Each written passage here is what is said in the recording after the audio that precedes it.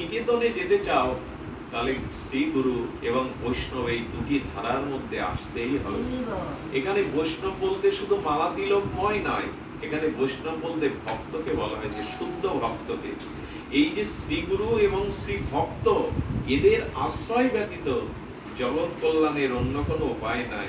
ভাগবতে বলেছেন, এতৎ সর্বং গুরু ভক্তা পুরুষ অঞ্জসা জয়ের।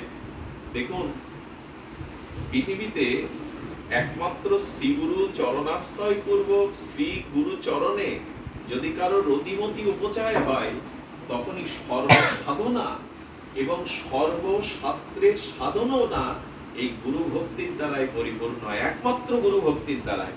আলাদা আলাদা করে জীবন গঠন করতে, ভজন করতে পারবো না। শ্রী গুরু চরণে রতি সেই সে উত্তমা গতি।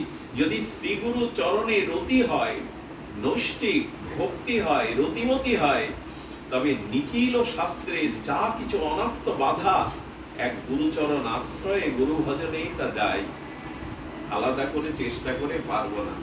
আজও কি কাম জয় করতে পেরেছি? আজও কি ক্রোধ জয় করতে পেরেছি? আজও কি লোভ মোহ জয় করতে পেরেছি? পারিনি কেন?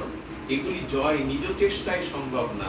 শ্রী গুরু চরণে, বৈষ্ণব চরণে যত আনুগত্য আসবে, যত সমর্পিত ভাব আসবে, তত সেখান থেকে এই করুণা ধারা আসবে।